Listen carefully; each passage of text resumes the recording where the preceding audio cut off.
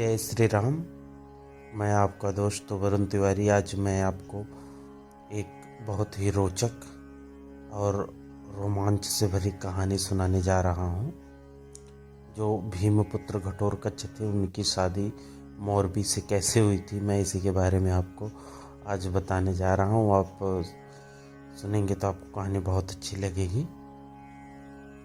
एक बार मोरबी से शादी करने के लिए घटोत्कच मौर्य साम्राज्य में जाते हैं। मोरबी वहाँ जो भी उनसे शादी करने आता है उसकी बल की, उसकी बुद्धि की परीक्षा लेती हैं। जो बलवान हो, बुद्धिमान हो, मोरबी कहती हैं कि वो उसी से शादी करेंगे। घटोत्कच भी जाते हैं, तो जैसे महल में प्रवेश करते हैं जैसे घटोत्कच के ऊपर हमला हो जाता है।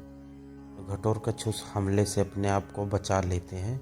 इससे उनके बल की परीक्षा हो गई, तो उनसे मोरबी के सामने उन्हें ले जाया गया।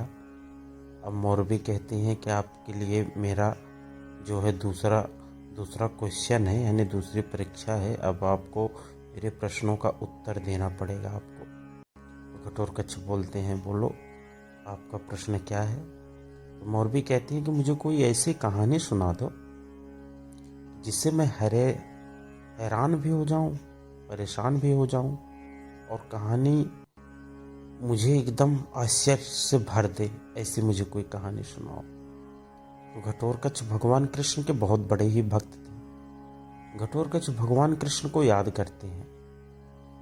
तुरंत उनके विचारों में, उनके दिमाग में एक कहानी आती है भगवान कृष्ण की कृपा से।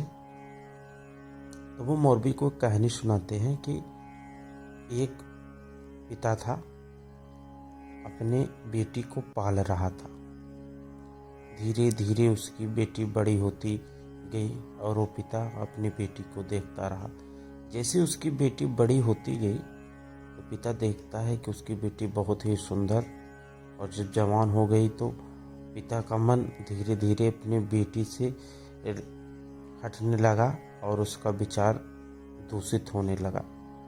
पिता सोचने लगा कि वही अपनी बेटी से शादी करेगा।